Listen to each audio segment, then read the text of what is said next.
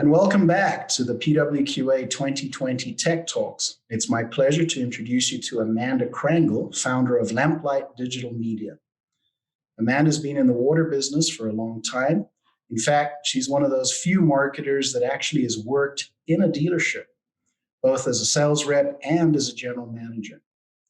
Amanda has the practical and the academic experience to speak as an expert when it comes to marketing.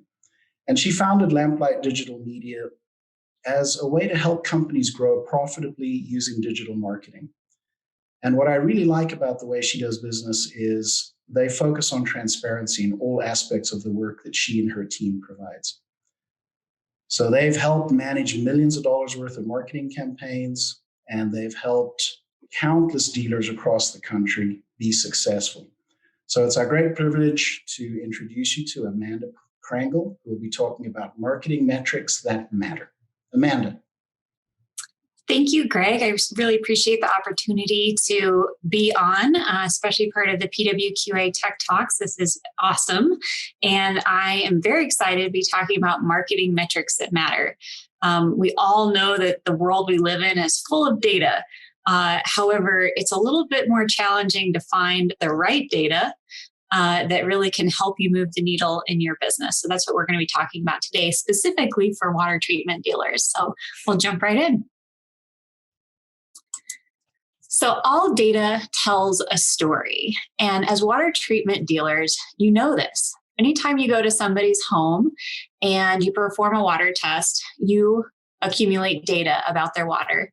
And that data tells a story about what's going on with their water and how you're going to help them to get healthy, clean water for their family.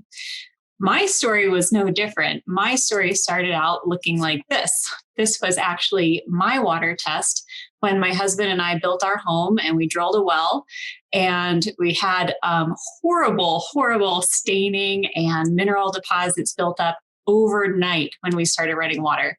And so we got this water test done. And as you can see here, holy moly, we had almost 93 grain hard water with iron and all kinds of nasty stuff in it. And that's really what sparked me to get into the industry. Was we ended up getting a solution for our home. I was hired on as a fully commissioned sales rep for the company that came out and tested our water, later become the general manager, just like Greg said. And from there, I helped other people to understand what was in their water and have a solution for it. So that's where my passion comes from. And I say that just so that you know that this data really means something. Not only does it mean something to your clients when you test their water, but it absolutely means something to our clients when we do their digital marketing. So let's take a look at this question. So data tells a story. The question is, which data tells you the story of what you need to know to actually grow your dealership? This is really important because there's so much data in our marketing efforts. And a lot of times dealers are busy, right? You have to run a dealership. So you don't have time to figure out what marketing metrics matter and why. And what you hear is just what's fed to you by your agency, which sometimes is great information and sometimes it's not. So what our goal today is to sort out what's important and what's not important so that you can have some really strong benchmarks to measure the success of your marketing campaigns. Does that sound good? Sounds fantastic. That's been one of my biggest frustrations marketing for our dealers and our own dealerships is you never quite know the data that the marketing agency is telling you. How much of it is feel-good data, how much of it is look-good data, and how much of it is think-good data. So I'm really excited to share in what you're going to teach us. Awesome. Great. Yeah, I think that I love the way you put that. The think good data is so important. So we like to break up your marketing into 3 separate categories. There's traffic, conversion, and economics. And so first, let's really quickly, before we get into anything else, I just want to give you these metrics. So if you don't remember anything else from our talk today, these are the metrics that are important. Feel free to screenshot these, whatever you want. And then we also have a really cool handout. If you go to Lamplight Digital Media /PWQA, there's a handout that goes along with this tech talk. So you can have it in your hands to share with your team to write down these benchmarks and these metrics each month for your dealership. So traffic simply means that we have to have people coming to your web presence. And in the marketing world, that's called traffic, users, hits, all kinds of different language that we use to say, who these people are that are visiting your website or your web presence. And it's really important to know this number, not because we want to get 1 million hits on our website, but because we want to know our more important metrics down the road. And this is a key ingredient or part of the equation to be able to calculate those. And so the traffic that you want to measure is the number of unique website visitors in your area. So we all know that people can visit your website from anywhere in the world, but we really are only focused on people that matter in your market. So if you're a dealer, not an OEM or somebody who is selling nationally, if you're a local dealer, really what matters to you is the number of unique visitors from your state or your area. Unique visitors simply means if somebody visits your site 20 times, that should only count as one visit. And so that's an important metric to know as we start to talk about some other metrics and we get into the conversion section of our marketing. So you can drive all the traffic in the world to your website, but if that traffic is not converting into leads, you just probably paid a lot of money for nothing, which is no good, right? We want that traffic to be quality traffic that converts into leads for your business. And so that's the second piece of the pie is the conversion part of our marketing metrics. Now, conversion is highly important because it will tell you, number one, the quality of your traffic. If you want more traffic, less traffic, it'll kind of tell you what type of traffic you have coming to your site based on your conversion metrics. So conversion just means that somebody contacts you. And the way they can do that is either to call you from a phone number on the site. We use call tracking numbers for all of our clients. Or they can fill out a web form with their name, email, phone number, zip code, so you know they're in your area. And that's what we call a contact. So when we look at total contacts, what we want to do is we want to weed out the existing customers, vendors, anybody else who's not an actual lead. And then we want to get that actual lead number. And I think this is where a lot of agencies fall short. They just say, this is how many people contacted you. Well, that doesn't mean that those are all qualified leads, right? And so it's important to know how many leads are coming from your website. And the way to do that is to obviously track the web forms that come in and divide those out between existing customer inquiries for service and such, and then your inquiries that are actually leads. And we actually listen to our clients' phone calls and we tag the ones that are leads as a lead. So at the end of the month, we actually know how many phone calls were leads versus current customers calling in. And that way you have an accurate number of leads from your web presence. From there, you can figure out your lead conversion rate. So that's simply the number of leads divided by that unique number of visitors. So if you had, to make the number simple, 10 leads and 100 visitors, you would have a 10% lead conversion rate on your site. What does that mean? Well, it doesn't mean much without context. What that means is that you've got 10% conversion rate. And so the goal is, with any of these metrics, is to improve on them. And so if you start measuring this and setting these benchmarks, you'll start to see trends in one direction or another. It could be, a stagnant trend. It could be trending up, that we're improving the conversion rate. It could be trending down. And this way, if you want to try a way to get new traffic, let's say you want to try Facebook ads. So now you have an influx of traffic, but your conversion rate goes down. That might mean that Facebook traffic isn't either your ideal audience or something's wrong with the page they're landing on that doesn't quite speak to the needs that they have. So it starts to tell you really where these little levers are that you can tweak to get really big improvements in your marketing. And the last one is cost per lead. This is so important, and so many people have a really hard time knowing what this is. And so I'll define cost. Cost is simply the total amount that you've spent to have your web presence running divided by your leads. So when we calculate this, we include what our clients pay us as their agency. We like to call it a partner because we really are more of a partner than an agency. Their costs for Google or Facebook ads, any actual, pay-per-click costs that they have, any kind of phone call tracking if there's additional costs for that, any costs that go to pay your agency or for ads for your online presence. You add all of those up, and divide it by how many leads you got. And that'll give you a cost per lead. Industry average is usually around $150. So if you're coming in under that, you're probably doing pretty well for your digital leads. If you're coming in over that, there's definitely room for improvement. All of our clients tend to be well under that in a wide range. And it's interesting, the clients that have really been around a long time with a very established web presence are usually well under that. And I think it's just due to their excellent reputations.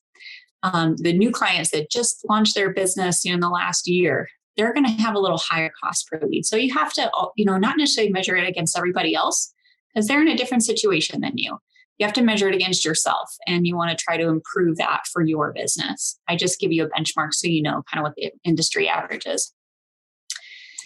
And then the last section of our 3 steps here is economics. This is another thing that I think is so missed by agencies, is that once a lead goes from us, from our wheelhouse of the digital marketing lead generation and into your hands as the dealer, there's this dichotomy between the two. There's not a lot of communication between you guys as, the dealership, the client, and the agency partner who just sent you those leads. And so it's so important to communicate on a regular basis with your marketing company and say, hey, this is how much revenue I made from your leads. We set these appointments and we made these sales. And that's going to let you know what your marketing ROI is, which is simply the revenue you generated from the leads that came through the internet, minus your costs to give you your profit, your base profit for your marketing. And then you divide that by your cost again so that you have your ROI. And again, this is up to your business. Again, that you're different from any other dealership in the United States or North America.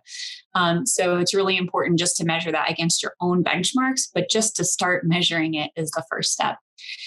And then you can also get your cost per appointment and cost per sale. Again, creating these metrics that you can measure as benchmarks or key performance indicators so that you can get better moving forward and work with your agency to say, hey, when we started running this campaign, we found that our leads went up, our conversion rate went up, or, let's do more of that. Let's put more money there. So you can start to play with all these different variables in your marketing equation to get the results that you want and to start growing. Does that make sense? Am I explaining that all right? Not only does it make sense, but I agree 100% with it. I think Drucker said, if you want to manage it, you got to measure it, or something to that extent. And Yep. I think a lot of people with marketing, we've both done marketing in college, and a lot of times people come into marketing and they go, well, what am I getting for my marketing dollar? And the old school answer was, well, stop marketing and see how much your business drops.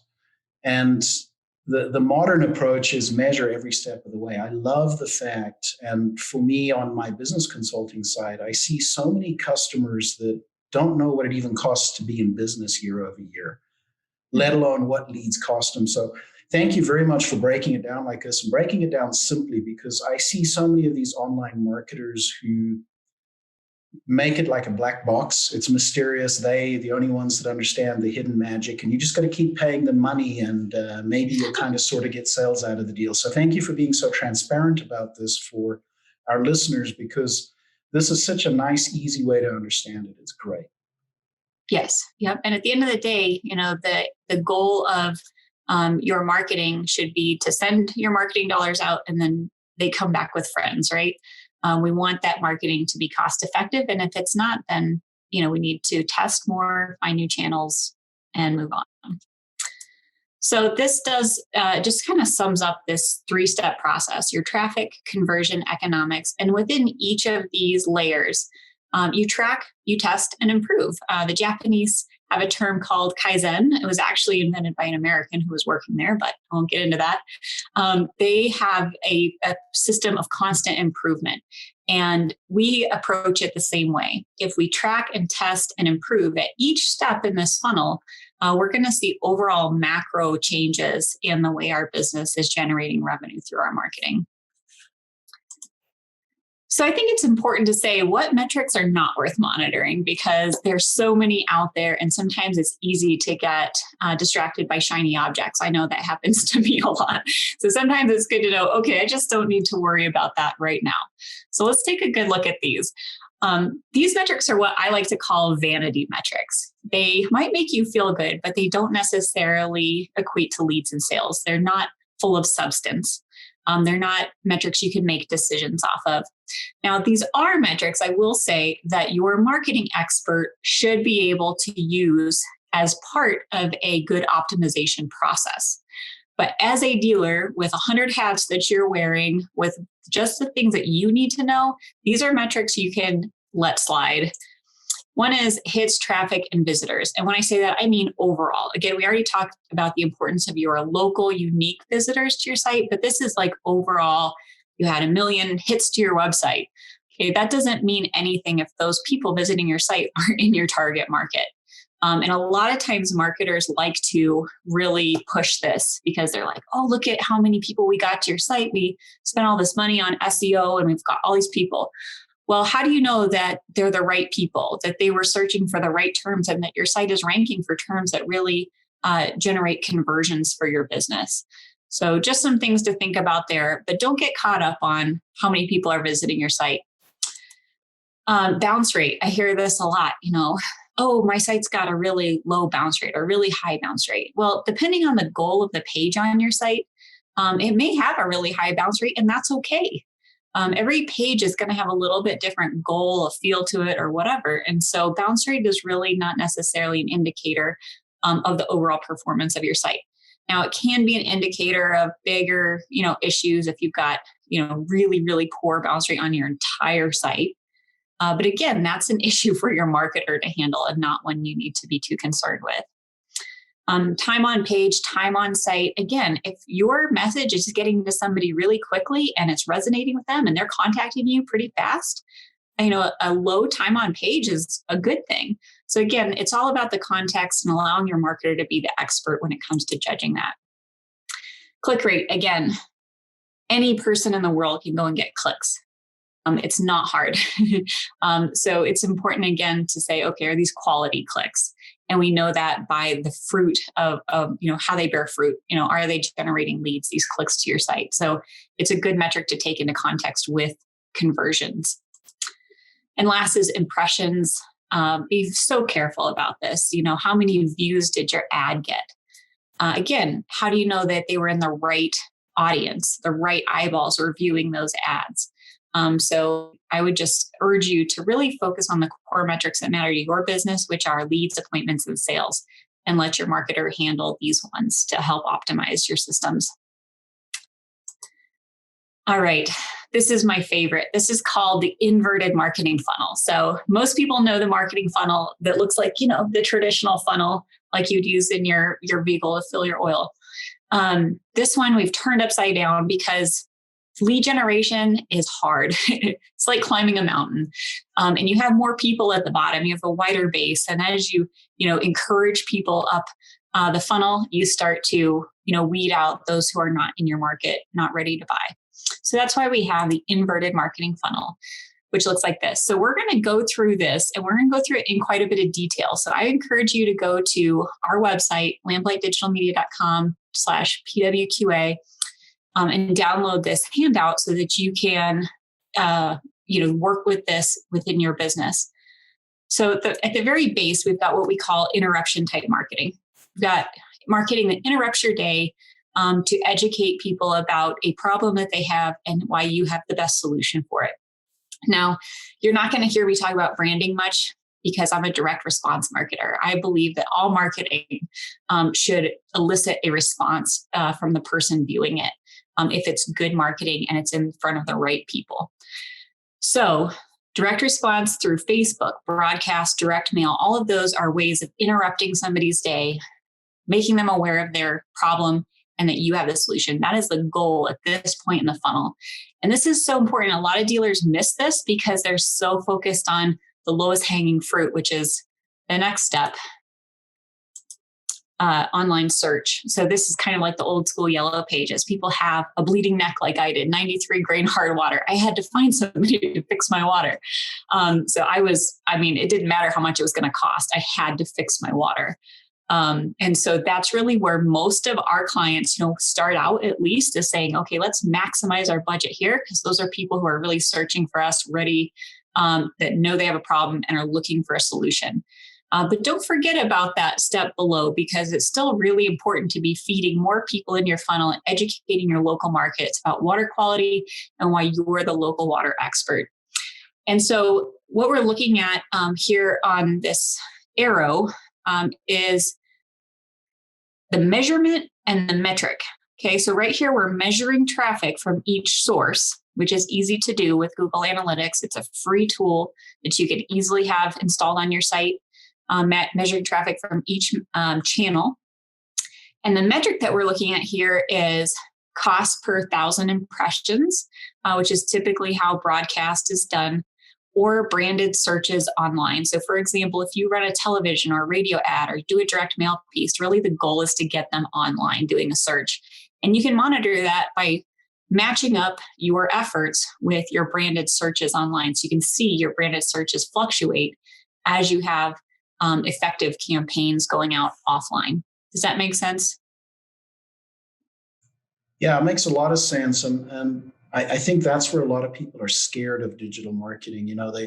They start seeing, they go to a little Google seminar and they hear about CPMs and cost per clicks and impression metrics. And, they're hearing about all these things and they don't know how to do it. And then they pay somebody for Facebook posts, or they see something on Facebook that says for $100, you could boost your post, and they don't even know what they're getting for it.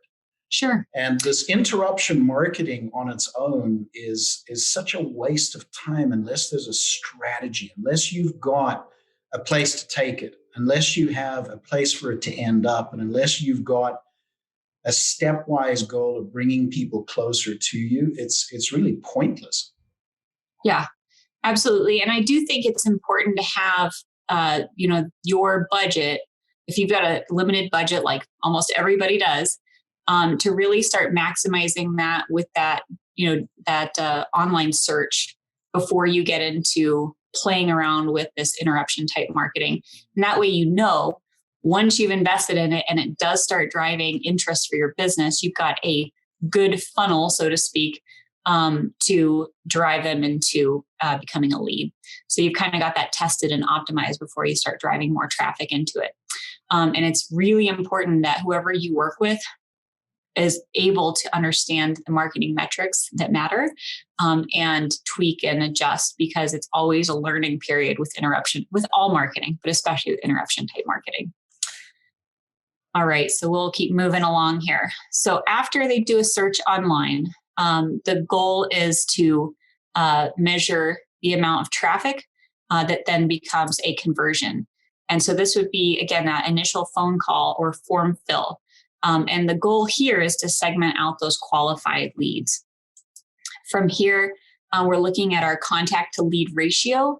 And that, again, is calculated by the number of leads divided by your total number of contacts. This is actually a pretty cool number that not a lot of people measure, because you can kind of start to estimate, okay, if we spend this amount of money and we know we're going to get this amount of traffic and conversions, we know a certain amount of conversions are going to be leads. And so you can really, if you kind of start getting these benchmarks, you can start predicting your ad spend, the future revenues of your ad spend, so that you know what you're investing in and kind of a benchmark that you want to get a return on. And that will help you to know whether a marketing campaign is successful or not. So again, here the goal is a lead. And from that, we want to set an appointment. Over here, we've got our lead to appointment ratio, number of appointments divided by number of leads. This is such a cool metric because this tells you, number one, the quality of the lead. It also brings in the variable of how well your team is setting appointments. And so what I love about this, being a data-driven marketer, is that you can start to look at these ratios and start to see the variables in action. So you can start to see, is the traffic good or bad? Is the website good or bad? Does the website need to be tested and improved to better meet the needs of the people in my market? Are the leads bad, or is it just that we need to do a better job of setting appointments? Or maybe the leads are great, we set appointments great, there's nothing to tweak there. But this will start to reveal the places in your marketing system that have the biggest areas for opportunity to improve, which is huge. The 80-20 principle states that 20% of our efforts are going to generate 80% of our outputs, right? And so if we can just find the 20% of things in our marketing funnel that are going to make the biggest improvements for our business, we can just take a look at this funnel and figure that out, really pretty simply once you've started proactively and intentionally measuring these metrics for a few months. From here, we've got appointment. Of course, the goal is then to get a sale. That can tell you very easily, how well your sales team is doing. And we've got our ratio, appointment to sales ratio. Got a sale from my experience, I know everybody is different.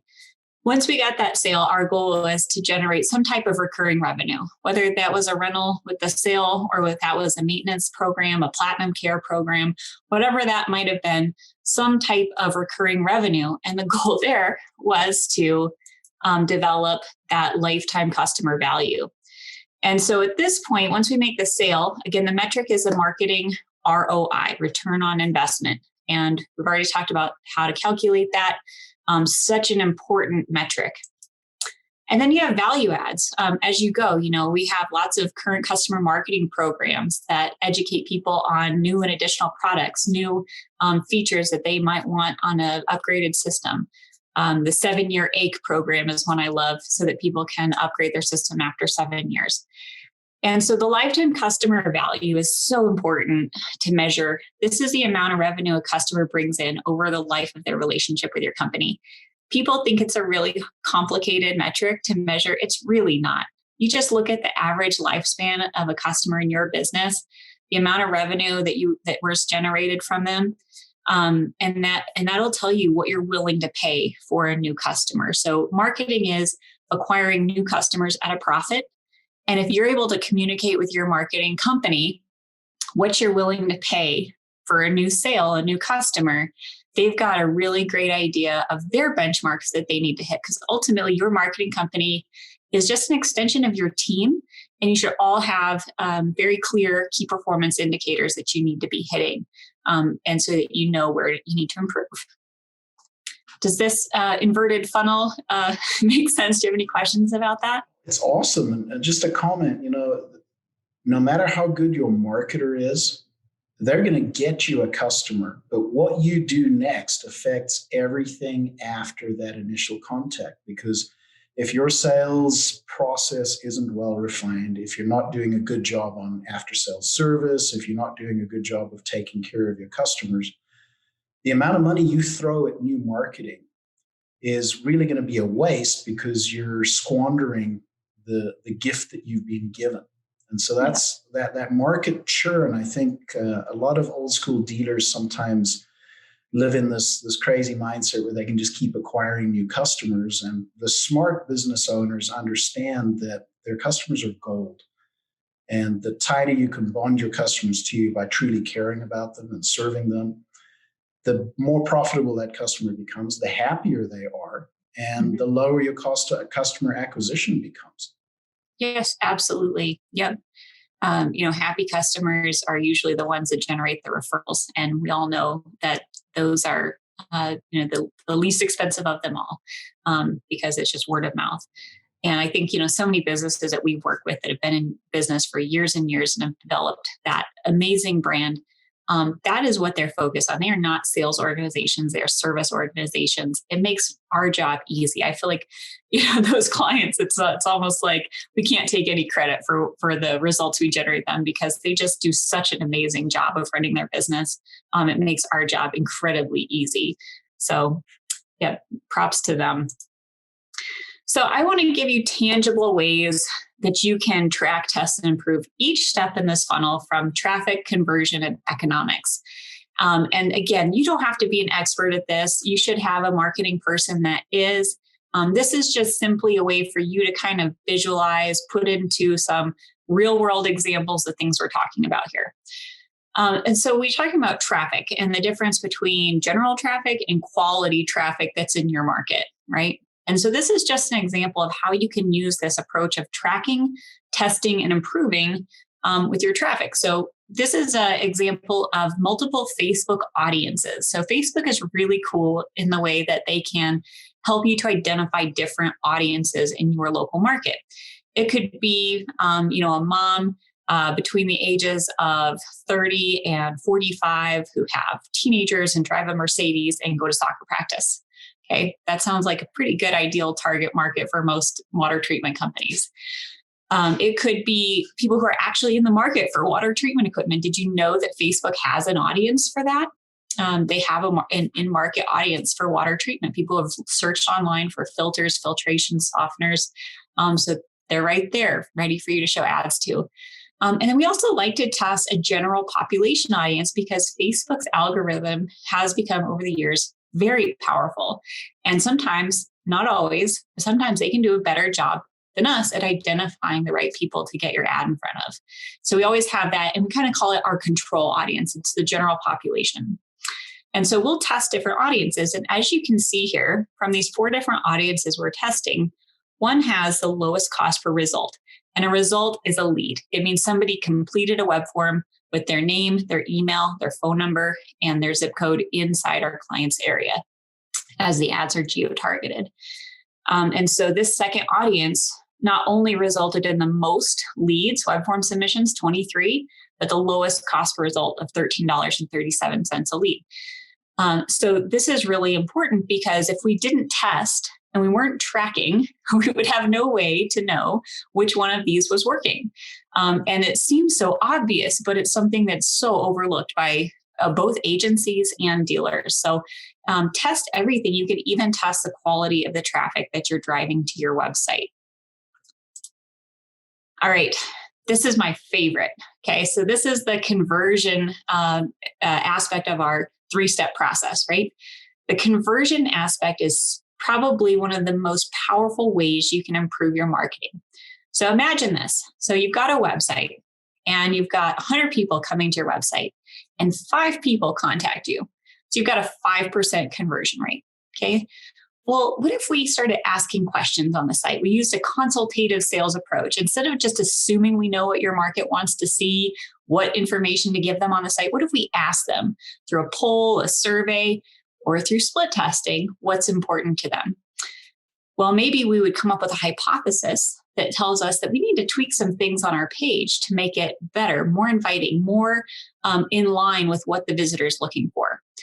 And so in this case, we set up a split test based on our hypothesis. So an example of this would be, let's say we have a water softener page that's not converting as well as we want. And so we might do a poll. We would ask people, did you find what you were looking for when you came here today? Or what are the top concerns you have about your water? Or maybe it's a more quantitative question like, which of the following are the biggest concern to you, and have, a list that they can choose from.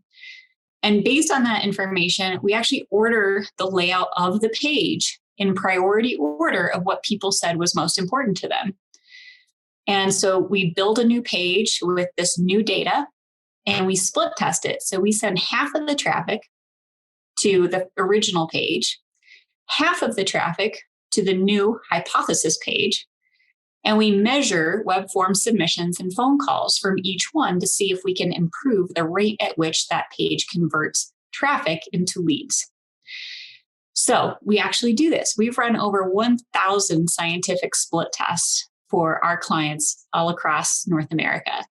And it is my favorite part of what we do because it combines science and psychology to improve results for our clients. And the best part is you don't pay any more for these leads. Okay. So if we improve your conversion rate by 50% on a page, that's 50% more leads and you didn't pay any more money. So what does that do? Drives your cost per lead down and your profit up. Okay. It is the most powerful form of marketing. If you can just improve each step in your marketing funnel through testing, you're going to see macro improvements in results. So let's take a look at some of these, or just one of these tests. I like to call this game Guess the Test. So Greg, you'll have to interact here a little bit. Yes, ma'am. Okay, so this is version A of a water softener page. And this one talks about getting big savings on a softener system. And it talks about all of the different problems that people might have if they have hard water. So things like, if they have buildup and residue, do they use a lot of soap? Do they have spots on their glasses or dishes? And then from there, it gives them a special offer, 3 months free when they rent. And then it has a call to action to go ahead and get pricing and contact the company. So this is version A, and we tested that against this page. Now, the big difference about this page is that the headline is the same, but all of the information underneath it, instead of being what we call symptom focused, it's solution focused. So this talks about why this system specifically is the right solution for a hard water problem. And then instead of having a button, it actually has the form right there inside the page. So Greg, what do you think? Do you think this version B or this version A is going to convert a higher percentage of visitors into leads? Man, that's a tough one because I have an internal bias. I'm a solution-based seller, so my internal bias immediately draws me to B because I feel like I'm talking more to the customer. So all right. my gut would say B. Okay, let's see how you fare here. All right, well, in this case, you are correct. Version B, improved conversions 138% better at a 98% statistical significance. That's amazing. So what's really cool about this test is it was not haphazard. Okay, this test was done in a market that is a hard water market. It's an Albuquerque area. And we, through some polls and surveys, had found out that people, for the most part, already had a water softener. They're either looking to upgrade and replace it, or they were just like, kind of like me, like, I just have to get a solution here. So they didn't need to know about the benefits.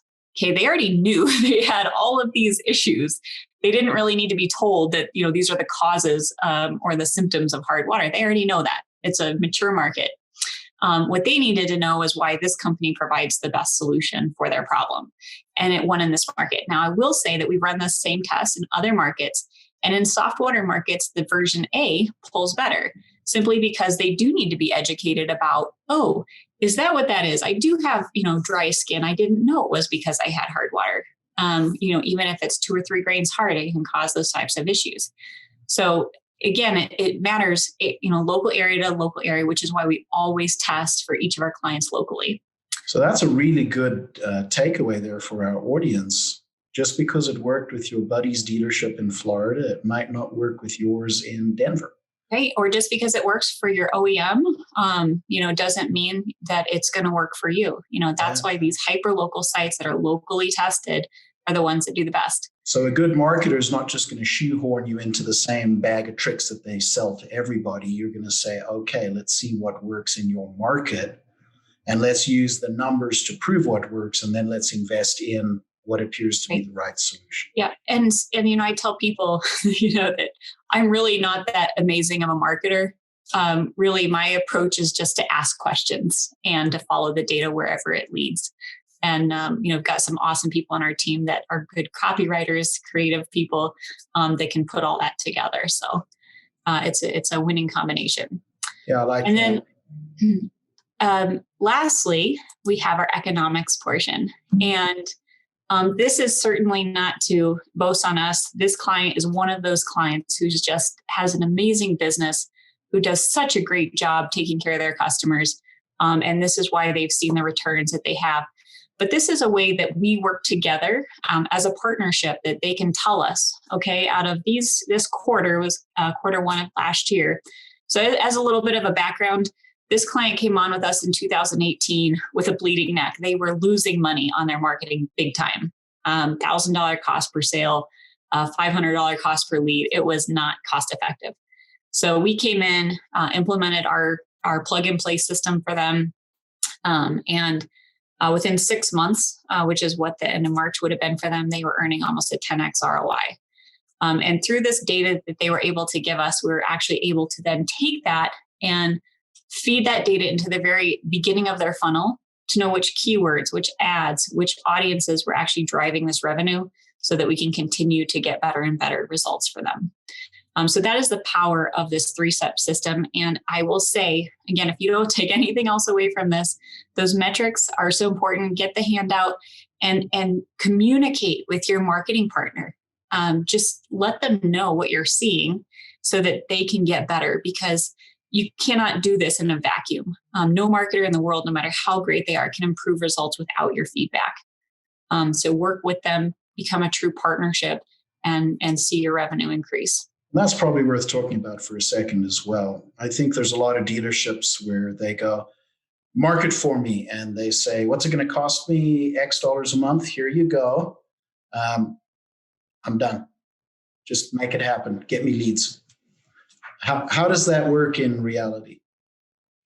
So it's a great question. A lot of dealers are so busy managing the day-to-day aspects of what they do that it's really hard for them to track this. Our team is hyper-focused on results, probably too much so, to our detriment, that sometimes I think we spend too much time trying to figure this out for our clients, because we know that that's where we're going to get better, is if we understand this. Usually, at the very minimum, that's why we listen to phone calls for our clients. At the very minimum, we at least know how many leads we're generating for them. And we already know the cost. So we know their cost per lead. And we know if we make certain tweaks and that goes up or down, that those tweaks were the right or wrong tweaks to make. So I would say a good portion of our clients fall into that category. The ones that have the best results, who see year over year over year over year improvements, are the ones that communicate with us on, this is how many appointments we set, this is how many sales that we made, because we're actually able to upload that data back into Google AdWords to know exactly, out of 1,000 keywords, we know which specific keywords are generating revenue. It's huge, that we're able to do that. And so those types of clients that are willing to put in that effort, and it's not as much as you would think. It's maybe an extra hour a month to just get that data, especially if you have a system for tracking it. It's not that complicated to get those results back to your agency for them to handle. And again, I would say that the 40% of clients that do get that back to us, they're definitely the ones that see the best improvements over time. I appreciate you quantifying that, because that's something that every dealer wants to know. They're so busy, they're so swamped, they're married to their businesses, they're still working in their businesses, not on them. Mm-hmm. And if it only really takes an hour or so of management burden every week, every dealer can find that little bit of time. So it's kind of like subcontracting an installation to a plumber. You can't just hand it to the plumber and let him go to town. You need to help the plumber understand what you want, and then interact with the plumber or the pipe fitter on getting your results. And marketing is the same way, right? Yeah, and it's a nice balance, because smaller dealerships that are wearing all the hats, that have the general manager who's also taking the calls and fielding, the leaks that somebody has in their RO system or whatever, the fires that you have to put out on a daily basis. That person's not going to have as many leads. They're a smaller dealership. And so, what are they going to have? Like 20 web form submissions and 20 phone calls. So if they took that and divided it by the weeks, each week, that's just a few different things. Look at the name, see if you sold something, and notate it. Really, it's just minutes of work. It just takes intentionality, which I know is hard. It's just the human condition. So it does take intentionality. And I think it just takes getting into a routine with it. And then, the larger dealerships, it's they do get more leads, but they usually have the team to help handle it. And that's something that we are very good at, is, working with a specific person or group of people on teams, to communicate that information back and forth. Excellent. All right. So that's the end. Unless you had any more questions, again, I would direct you to the site to get that handout. We also have a case study on that client we just talked about, which is a client there in California, who we were able to get that 10x return on investment after 6 months of work with them. It's not magic. It's just, following the data. And we don't get, quality leads for $5. They still cost money. So but it's a legitimate way to do this, and you can do it too. It's not that complicated. You simply need to have these benchmarks, hold your marketing partner accountable, and communicate with them on a regular basis. Wow, Amanda, that really simplifies this mysterious subject. And thank you for making it so easy for everyone to understand. There's so many marketers that make it sound like a black box, and that frustrates me. So I love the approach you've taken. I truly appreciate you sharing your time and your talents with our audience so that they can learn more about understanding marketing and, more important, a data-driven approach to marketing. And lamplightdigitalmedia.com/PWQA for a free handout. The handout, Amanda, covers everything in kind of a hand-fillable format that they can then work off of through the presentation when they watch it again. It's the inverted funnel, and it tells you, each step. It's the exact thing that we just went through, so that you can take that and fill it in each month. And once you track it really for 3 to 6 months, you'll have a really good idea of the trends that are happening in your business and where the biggest areas for improvement are. And that's an awesome thing to share with your marketing company. As a matter of fact, you'll need their help to fill that out. So it's just a good exercise in communicating with them and getting the data you need. Amanda Crangle, thank you again. Truly appreciate it. And thank you for joining us for this Tech Talk today. Yeah, absolutely. Thank you so much for the opportunity to be on here and hopefully provide some value.